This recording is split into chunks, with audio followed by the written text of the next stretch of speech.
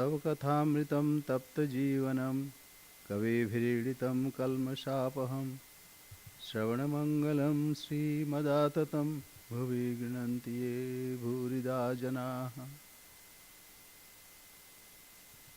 Your nectar-like words, warm and inspiring life stories, eulogized by learned sages, are indeed eradicator of shoots of ignorance. These are auspicious to hear and propitious to inculcate in one's life.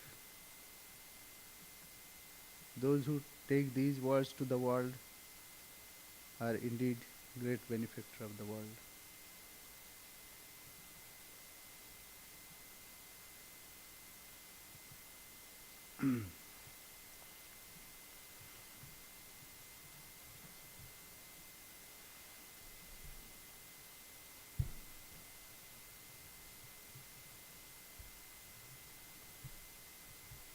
So we are meditating on the life of Holy Mother Sri Sarada Devi and her divine play. It is a satsang, so we cultivate the life of Holy Mother and we try to inculcate those qualities. It is said in the Bhagavad Gita, Amanittam Adambhitvam Ahimsa Kshantir Arjavam. Many divine qualities are there. Sorry. Like simplicity, truthfulness, not to be contentious.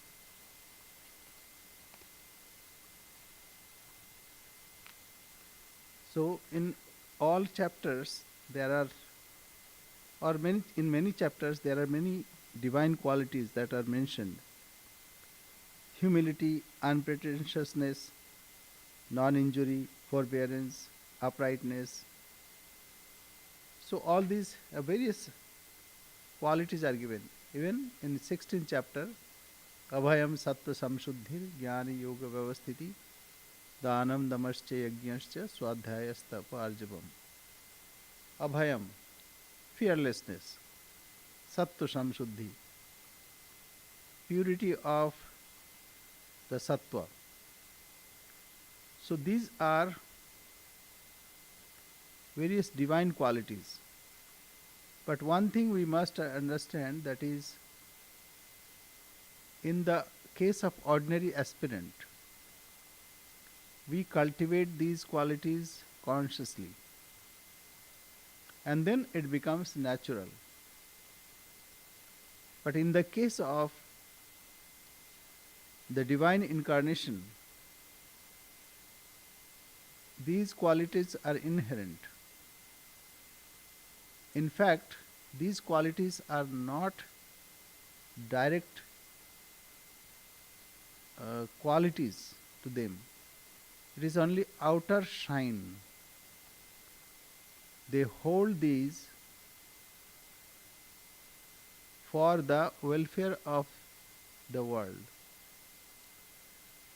These divine qualities are held by the divine incarnations for certain good of humanity. It's not for them. They are beyond it. That is why Sri Swami Vivekananda said, Gunajit Gunedyaha. And he also said that you are beyond qualities, but you are adored by qualities. So these are the difference. The difference of ordinary human being and incarnation is that we are to cultivate consciously and then it becomes normal. But in the case of divinities, these qualities are only outer shine. They are already that divine. But since they are to interact in this world, they hold these qualities. Why they hold these qualities? For the emancipation of good people. They inspire good people by these qualities. Another thing we see that paritranaya sadhunam vinashaya cha dushkritam. The divine incarnation comes for the emancipation of ordinary human being and also for destruction of demonic power. And many times we see, in Chandi, it is said, chitte kripa samara nishthurata. In the heart, Mother has compassion, chitte kripa. But sometimes she was also stern, very strong. Once it happened that Mother was doing japam, repeating the mantra, and she was in Udbodhan. Udbodhan means Calcutta, in her own house. And she heard that someone was beating his wife. And so in the beginning, just a little notice was there, but later, when it was increasing gradually, Mother became very stern and said, Minshe, will you kill this lady? And she was so angry. And that man who was out of himself because of anger, he also was wonderstruck, and hardly she had that manifestation. But seeing her stern appearance and also her voice was on the top, the man was also afraid. Similar things happened like Harish, when Harish was chasing her and Mother was going round and round in a barn and there was no one. Then Mother took her own form and sat on the chest of that man, Harish, and took the tongue out and started beating. And not only that, by this, Harish was cured. So when we see her stern appearance or very hard, that is also for the welfare of people. Chitte kripa samara nishthuratacha. So though she has compassion in her heart, but she always took actions as it was required. Like once it happened that the monk of Kualpada, that time Kualpada, it was a ashrama, and Mother used to stay there many times. And the monastic head asked Mother, Mother, you tell these brahmacharis to obey me, otherwise they will be debarred from your grace. Mother was angry. How you dare to tell such a thing to me? Wherever they are, they have taken the refuge of Sri Ramakrishna. They will be protected. And being Mother, how can you dare to tell me? And then seeing her that form, the monk fell down on earth and asked her forgiveness. Mother, please excuse me. I have done something very wrong, grievous. So therefore, we see Mother has got not only that simple lady of a village, but form of a stern disciplinarian also. So this is the character that we are to inculcate in our lives. It is natural in them, but we are to cultivate.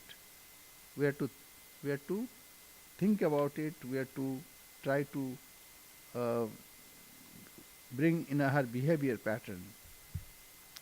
With this introduction, let us go ahead with our reading. Paul.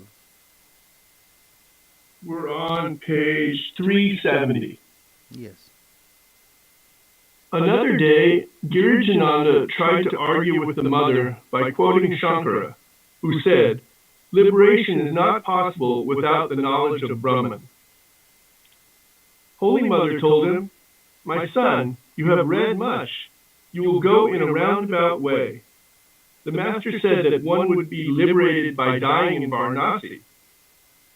Later, the Swami found that the mother's statement was supported by the Jabala Upanishad. Girijananda recalled another such story.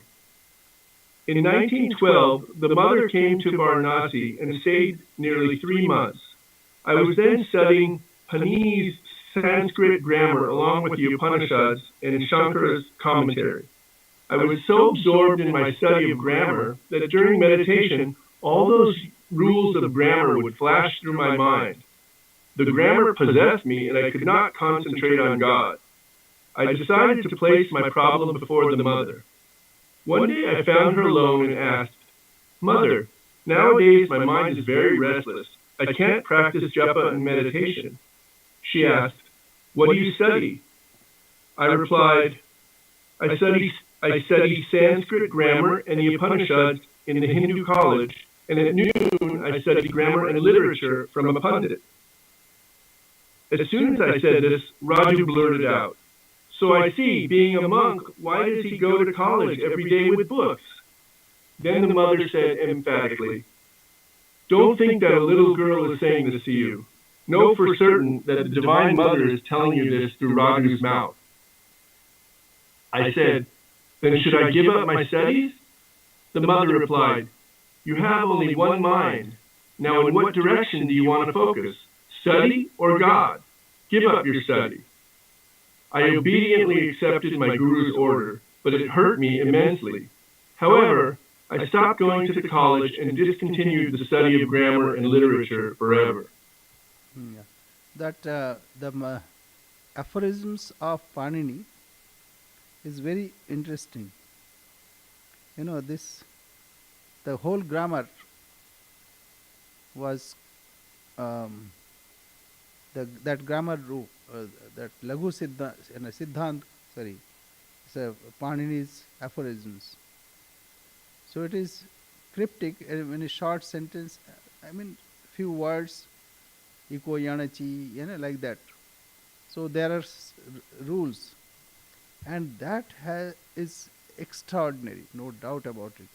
But if it disturbs, nothing should disturb our spiritual practices. If something disturbs, then we should leave that. So, though it is very nice, no doubt about it, and those are also very uplifting. Swami Vivekananda, he studied Mahabhashya on that when he was in Gujarat. And not only that, the day Swamiji passed away, that day Swamiji taught Panini grammar to some brahmacharis. So we adore all kinds of knowledge, especially Sanskrit. But that should not be at the cost of spiritual practices. If one deviates from that, then it is not good. But keeping that in mind, if one tries to study, it is worthwhile. Because that also lifts mind to certain higher stage, like music. If you are too much indulgent to music, it may bind you. But music as such is very uplifting. And Sri Ramakrishna said that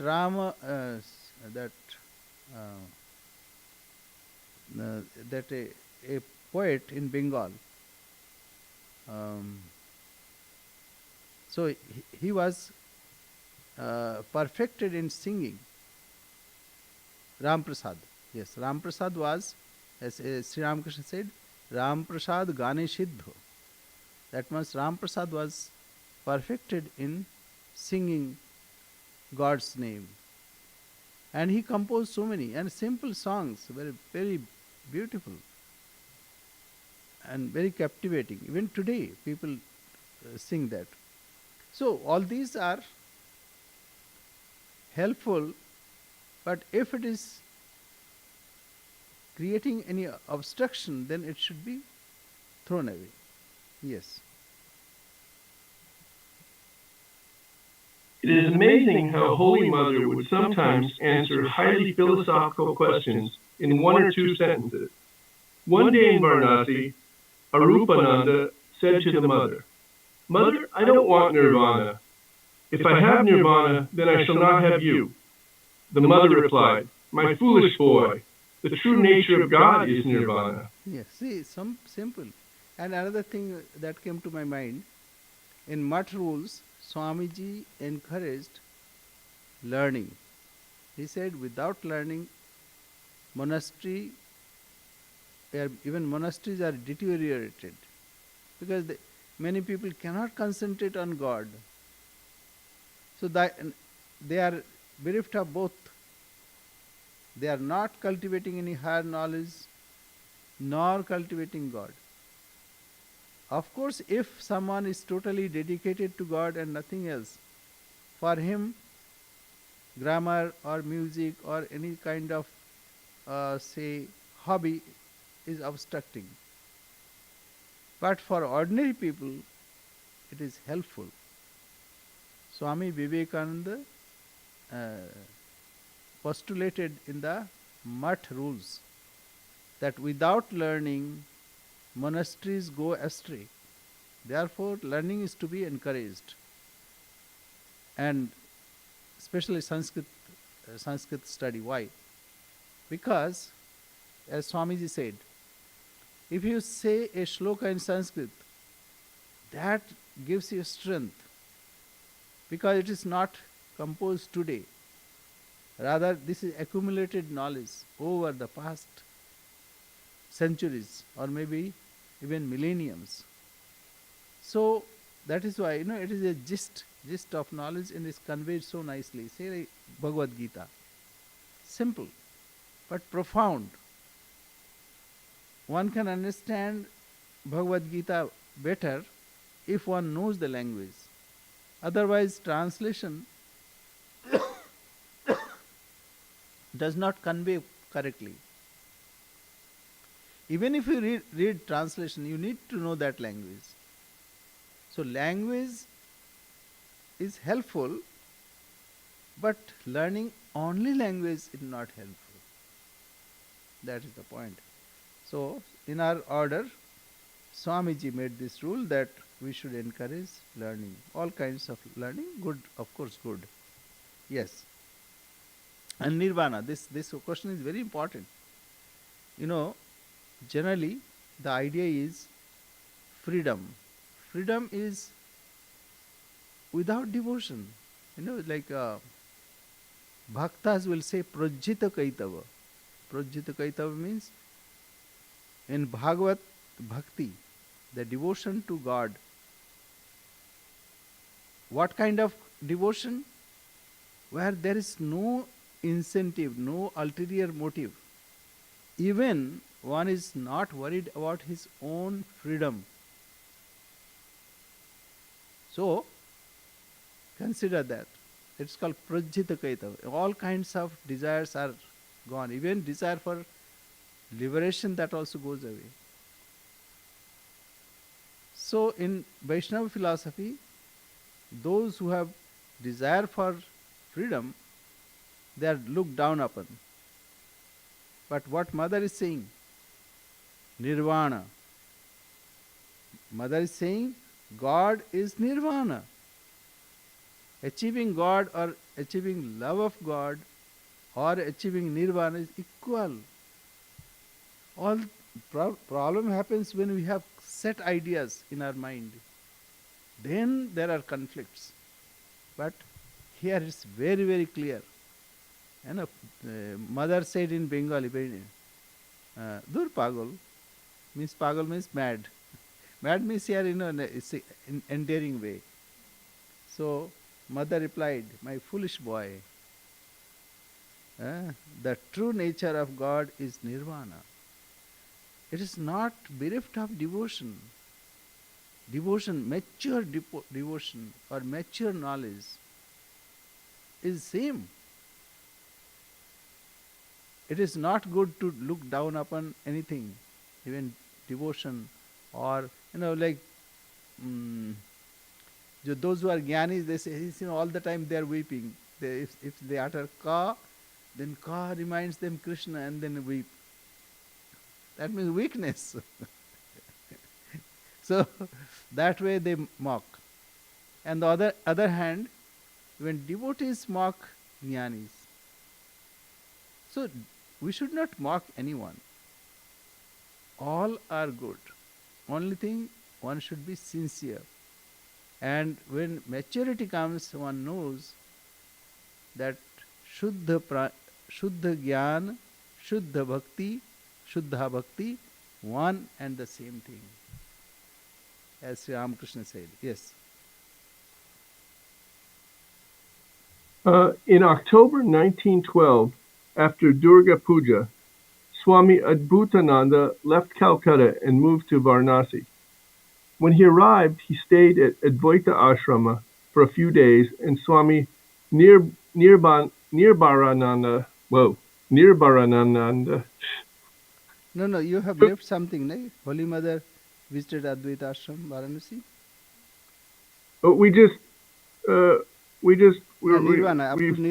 We're at my foolish boy, the true nature of God is nirvana, and then I was continuing from there. Okay. Oh, then, something is added there. Okay. Go ahead. Okay. When he arrived, he stayed at Advaita Ashrama for a few days, and Swami Nirbharananda took care of him with great joy. At that time, Swamis Brahmananda, Shivananda, and Turiyananda were there. Adbhutananda found there were not sufficient rooms for himself and his attendants. Moreover, he was a mystic and ascetic, so it was hard for him to adjust to the ashrama routine, as his eating, sleeping, and meditation times were extremely unpredictable. He accordingly moved to Mr. Kundu's house in Godhulya, which was nearby. Vibhuti Maitra, an attendant of Adbhutananda, recorded the Swami's last meeting with Holy Mother at Varanasi.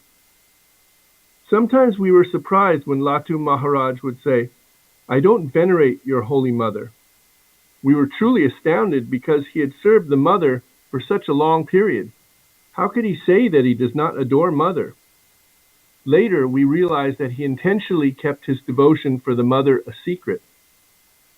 One day, he told us that he would go to worship the Lord Vishwanath. One day, he told us that he would go worship the Lord Vishwanath. We then collected flowers, bell leaves, fruits, and so on. Accompanying us, he left the house.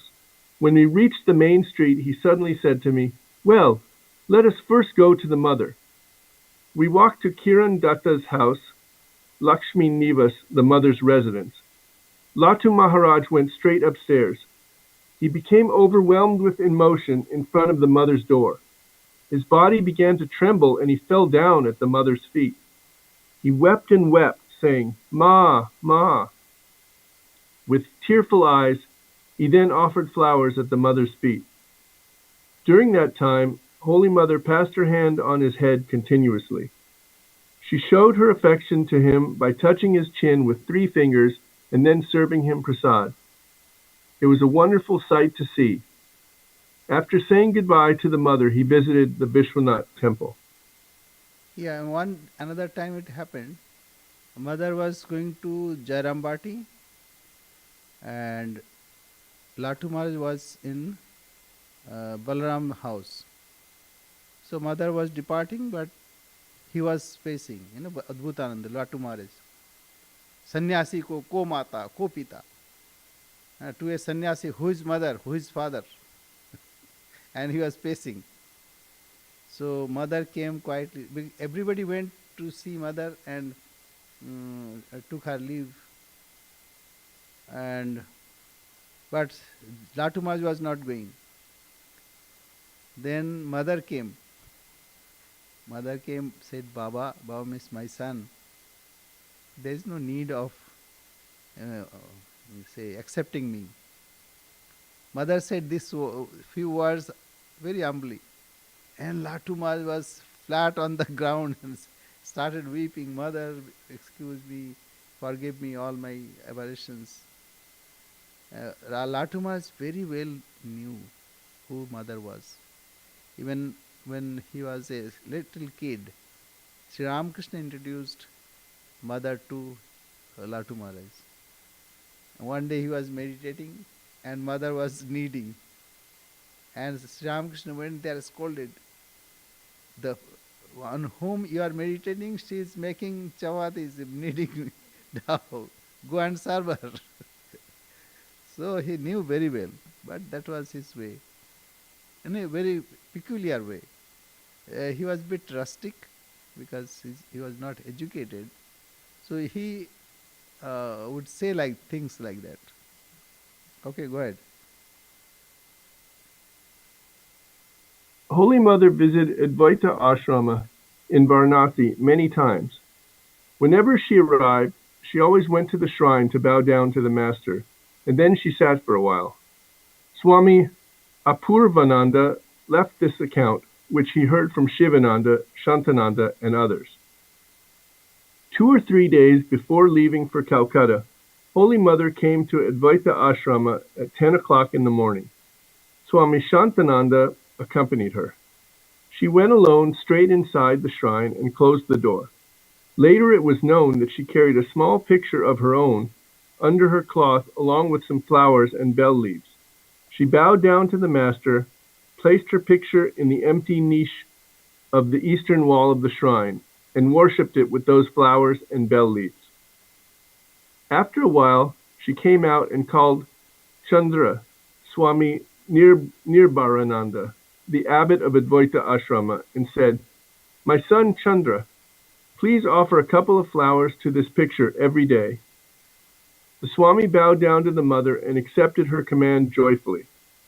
Meanwhile, the monks of both ashramas got the news that the mother had come to Advaita Ashrama, and they all came and bowed down to her. She blessed them and then returned to her residence. So you have visited that place, right? Yes, Swami. So by the side, I think there that picture is kept.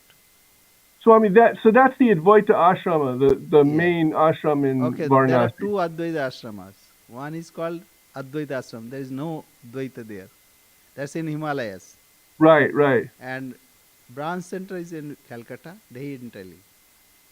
But this is Ramakrishna Advaita ashram. Ramakrishna alone is Advaita, non-dual. You understand the difference? One is Advaita. There is no impersonal. But here Sri Ramakrishna alone is Advaita. So two Advaita ashramas. Okay. Somebody was asking, what page are we on? 372. So I'll continue on when the mother left. What you read earlier, that is not in printed form. Oh, really? Yeah, That is why she could not find. Yeah, this is on the iPad. Yeah. Okay, go ahead.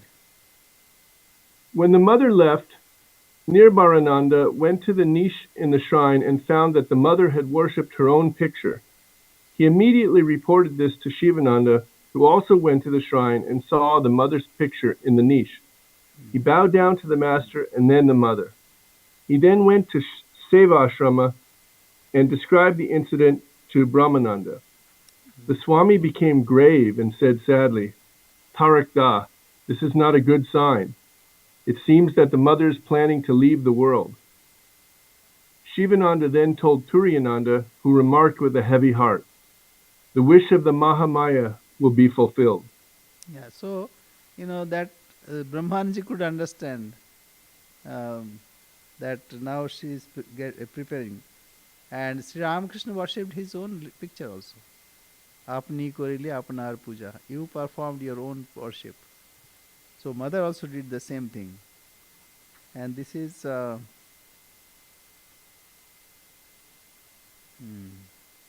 1912. Okay, okay, go ahead. After staying in Varanasi for nearly 2.5 months, Holy Mother left for Calcutta on 15 January 1913 and arrived the next day. It was her last pilgrimage.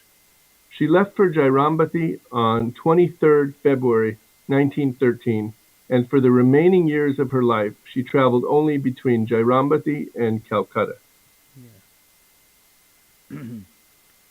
So we go to the next chapter at Belur Mutt with disciples.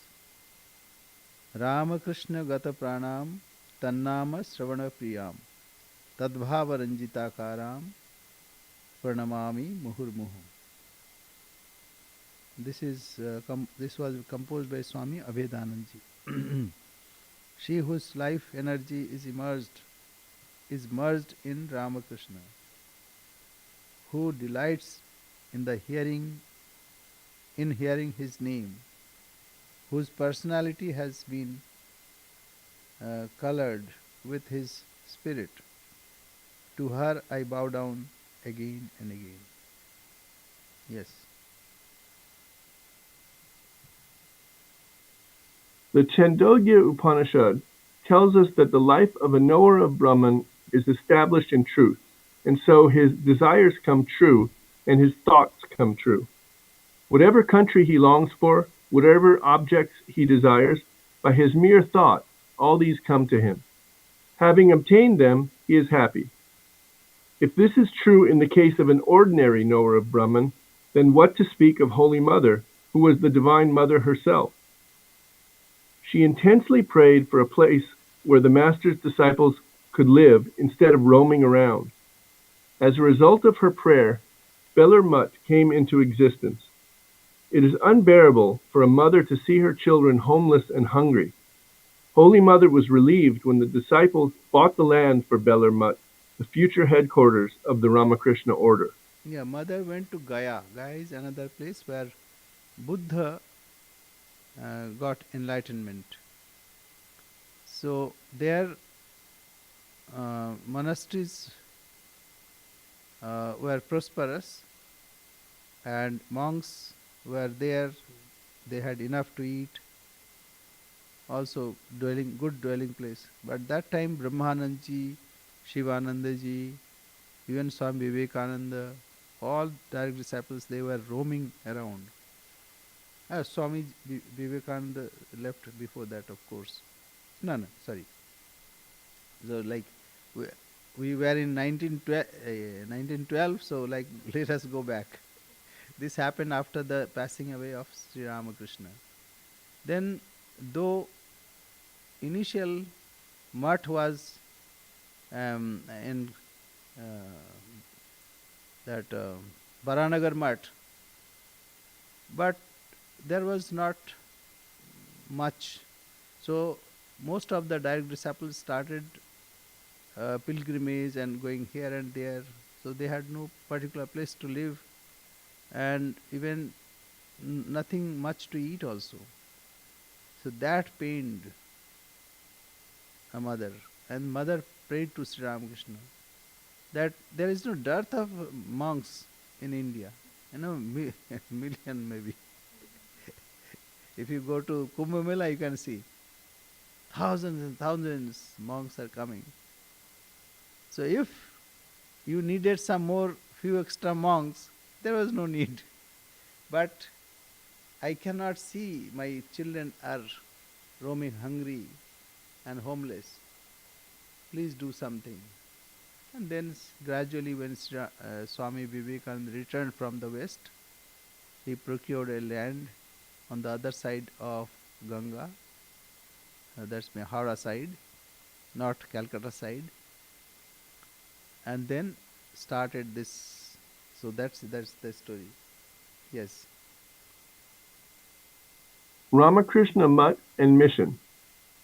Some historical background is helpful in understanding the mother's role in the Ramakrishna Mutt and Mission. The Ramakrishna order was founded by Ramakrishna in the Kasipur garden house when he gave ochre cloths to his disciples. He then asked the disciples to beg for their food following the ancient custom. They first went to Holy Mother and asked for alms, chanting this hymn to the goddess Annapurna. O Parvati, the goddess of food, whose store is overflowing, O beloved of Shankara, give me alms so that I may attain knowledge and wisdom. Annapurne Sadapurne Shankara Pranavallave Jnana Vairagya Siddhyartham Bhiksham Dehi cha Parvati. Yeah. So not only food, knowledge and renunciation also. So we ask everything from mother. Mother has key. Mother only permits. Okay, now. So then we are happy children. Yes. So there's the picture of all the monastic disciples. You see that? Yeah. But yes. Okay, like I can show you like this. Yeah. Should I read the names or? No, that's okay. All direct Okay. disciples, you go ahead. This also, I think it is collected and put in one place. So this was taken at Alambazar Monastery in 1896, that picture. 1896. Photo illustration. See, photo illustration by Diane Marshall, adding 7 direct disciples to the group photo taken at Alambazar Monastery. So this is a like collection. Later, Swami Tadapmananda painted that's 16 disciples. So this is also added, but nicely added, natural way. Okay, it's like Photoshop of 1896. Okay. The merciful mother, taken by surprise, gave them a handful of rice. Ramakrishna passed away on 16 August 1886. Some of his young disciples had to return to their homes against their wishes, while others had no place to go. They were like orphans. One evening, early in September, while Surendranath Mitra was meditating in his shrine, the master appeared to him and said, "What are you doing here? My boys are roaming about without a place to live. Attend to that before anything else." Immediately, Surendra rushed to Swami Vivekananda's house and said to some of the disciples who were assembled there, "Brothers, where will you go? Let us rent a house. You will live there and make it our master's shrine, and we householders shall come there for consolation. How can we pass all our days and nights with our wives and children in the world? I used to spend a sum of money for the master at Kasipur. I shall gladly give it now for your expenses." Accordingly, a house was rented at Baranagore, near the Ganges, at 11 rupees per month. Surendra paid the rent and provided food and other necessities for the master's monastic disciples. Afterwards, the monastery was moved to Alambazar, then to Nilambar Mukherjee's house at Belur, and finally it was established at Belur Mutt. Yeah, so the importance of monastery is very important. Temples are the center of society. When a child is born, people take that child in India, of course. I'm not talking about other places. In India, child is taken to the temple and prayed in front of God. And then to start education, again they go to, for every day they go to temples. But on special occasions, even marriage, even all uh, occasions, they go to temples, and even at the death also. So center of the society is temple, and temples have got priests, so they keep that place living and vibrating. Monasteries are different. Here it is different kind of cultivation is going on, cultivation of good thought. And so if you go to monastery, it's like you have come here. So what happens? Naturally a tendency will be there, okay, let me see, let me hear good thoughts. So that is why it is very important. And just imagine, when Baranagar monastery was started, Narendranath, then Rakhal Maharaj and other direct disciples, and they are singing, they are meditating, they are discussing scriptures, and sometimes they are dancing, in ecstasy. So all these are divine. It was all possible because of Surendranath. So actually we are all thankful to Surendranath who took this initiative. Of course, the inspirer was Sri Ramakrishna, but he took that initiative, and he was a supplier of Sri Ramakrishna, like Balaram. So it is wonderful that the living gods and goddesses, goddess here, of course, Holy Mother. So that, you know, life is important. Life gives life. The medical books are there, a lot in libraries. But if you read them, you won't gain nothing. You may have some knowledge, but you cannot practice, and even government cannot allow you to practice. So, when you are studying under a teacher, then the knowledge is imparted. So a life gives life. That is why monasteries are living centers of the society. But nowadays, um, it's difficult to come, but of course we have more facilities. That is why we need to visit. Then we get inspiration. At least weekly we should visit. Okay, go ahead. In Holy Mother's reception, in chapter 13, we briefly mentioned that the disciples invited Holy Mother to Belar Mutt on Saturday, 12 November 1898. They wanted Holy Mother to consecrate the headquarters of the order. The Mother left Calcutta by boat and landed at the Belar Mutt Ghat with her women companions and attendants. According to Swami Adbhutananda, all members of the monastery took the dust of her feet, and that dust is still worshipped in the Mutt.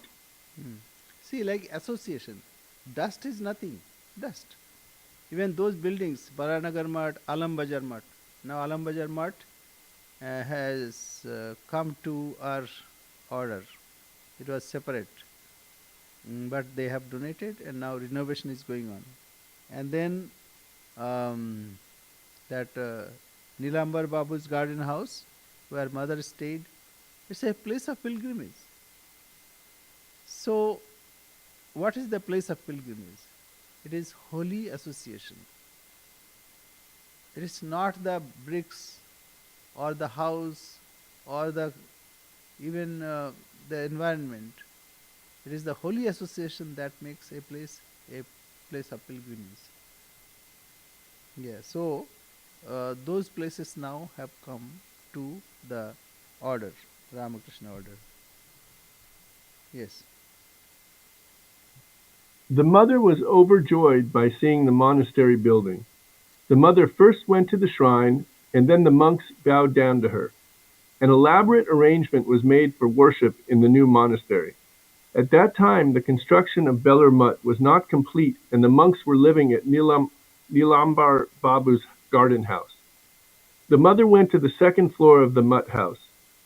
When she saw Dakshineshwar on the other side of the Ganges, she remarked, "This is a wonderful place. From here one will be able to think of Dakshineshwar." The monastery diary includes this entry. Holy Mother came to see the new mutt with her Thakur. Our Thakur was taken to the new house and Mother performed the worship there. Thereafter she came to the mutt at Nilambar Mukherjee's house, offered Bhoga, cooked food for the master, and took her meal. She was much pleased to see the new house. Ashutosh Mitra left this eyewitness account. Today is Kali Puja, 12 November 1898. The monks of Belur Mutt were overjoyed because Holy Mother was coming. Swami Brahmananda arranged to set the Mangal Ghat, a consecrated pitcher of water, and banana tree at the gate of the Mutt house. Brahmachari Nandalal was busy with puja preparations. Swami Saradananda was supervising the cleaning of the shrine, courtyard, and all around. Swamiji was in his room. Meanwhile, the mother's boat arrived and the disciples bowed down to her. The mother entered the shrine and began to worship the relics of the master. Tears flowed from her eyes and she was in Bhava Samadhi. When that news spread, the monks began to sing, "Let us call victory to the mother, and she will take us on her lap. We have our mother and we are her sons." They danced with drums and cymbals in the courtyard under the tree. Listening to the song, Swamiji came out of his room and joined the group. He also played a drum and danced. It was a wonderful sight to see. Yeah, just imagine. Good. Hmm. And that time it was not crowded. Today it's very crowded, and lots of people come. Maybe 1,000, sometimes 10,000. On festive days, about 50, 60, 70, 80,000. Once I saw at the time of Durga Puja, about 200,000 people. And some people fainted also.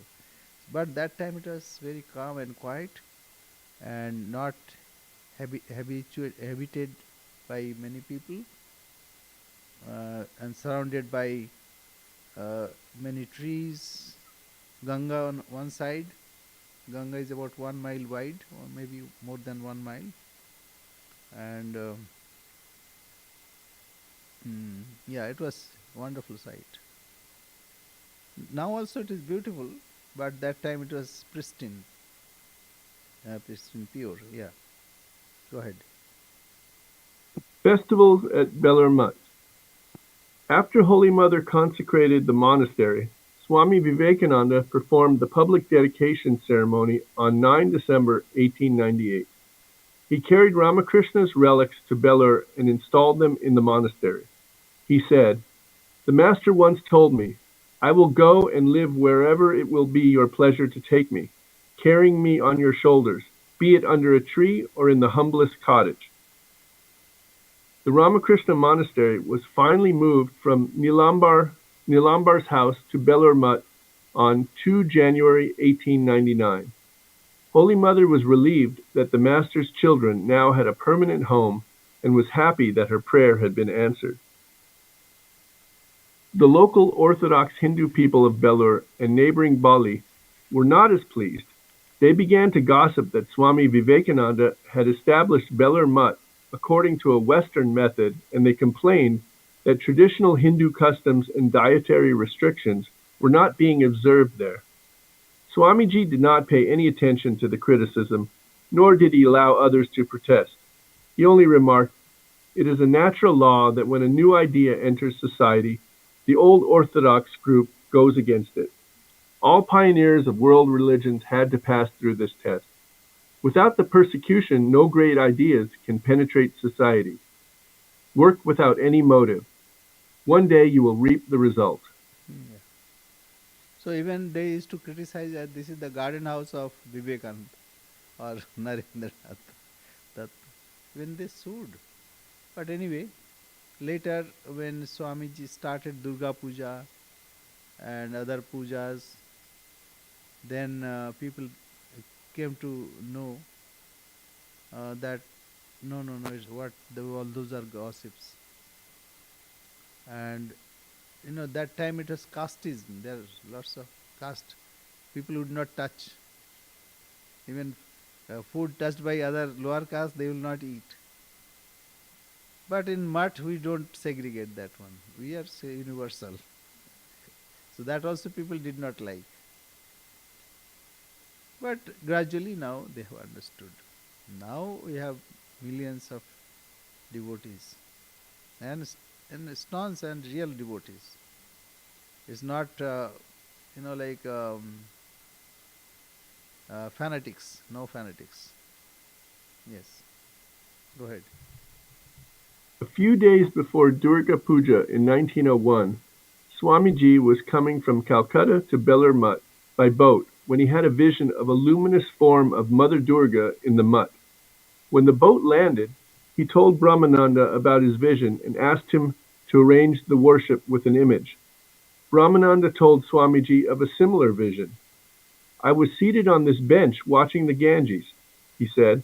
I saw Mother Durga come from Dakshineshwar over the Ganges and reach that bell tree. Swamiji was excited.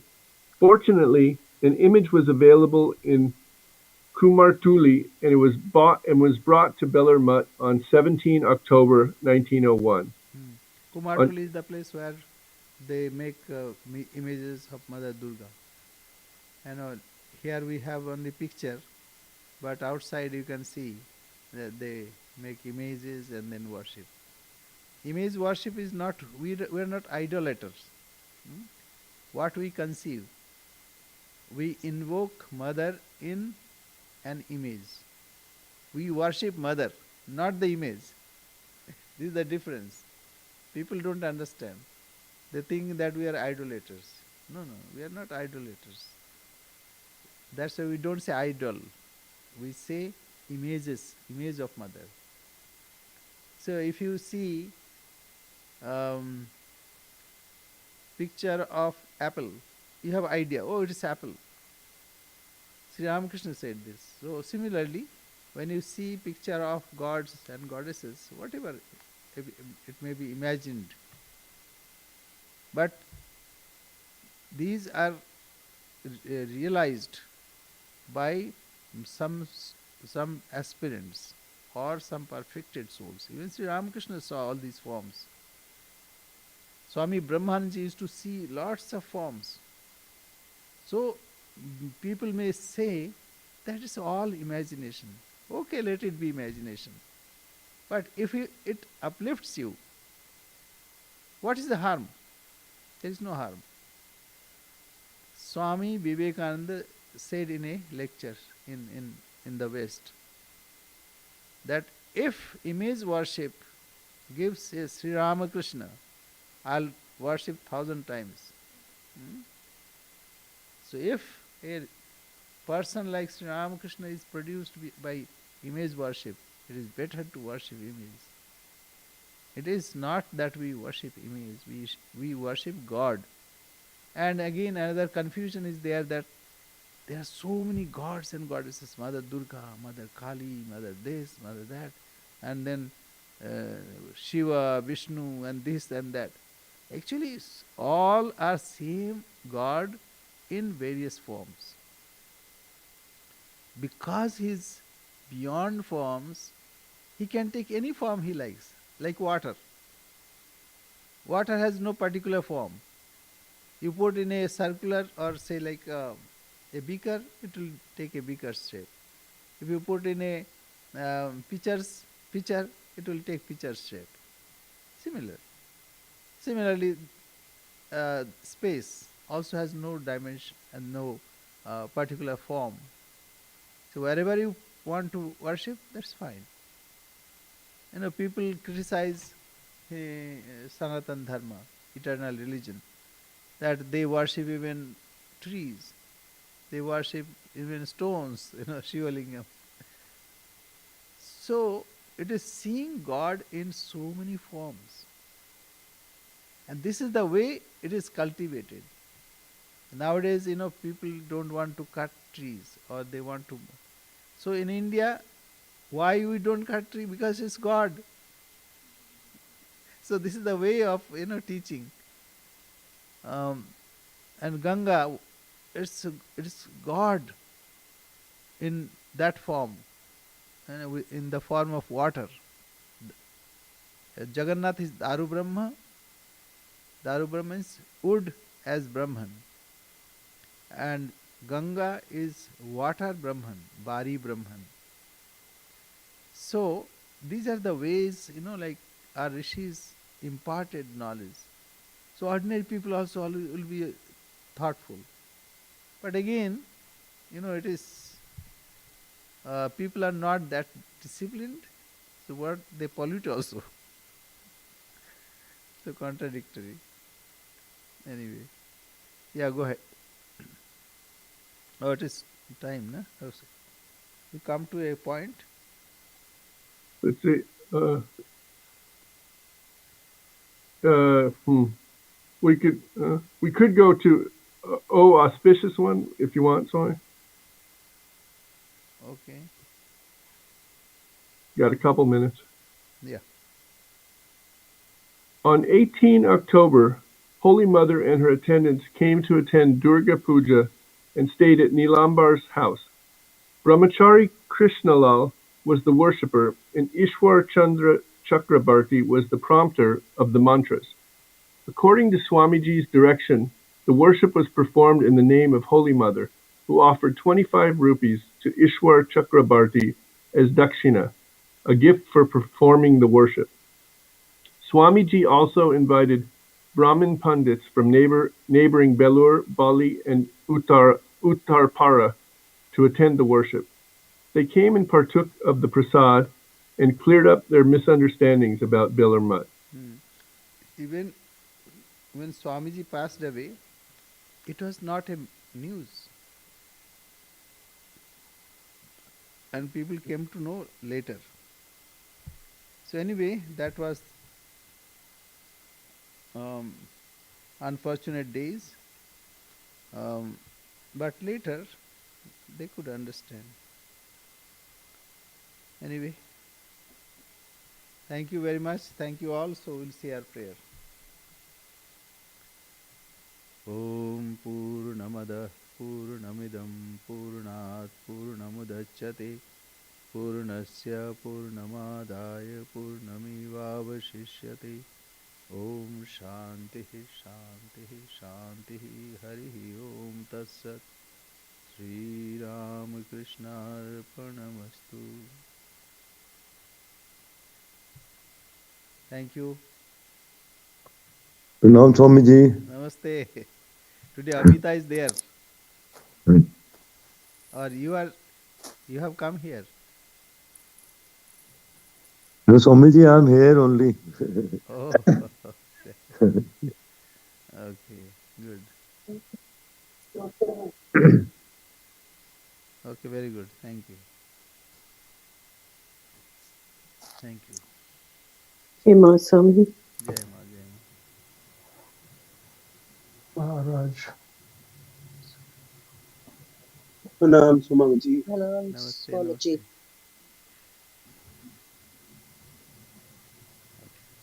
Jai Ma. Maharaj. Jai Ma, Jai Ma, Jai Ma, namaste.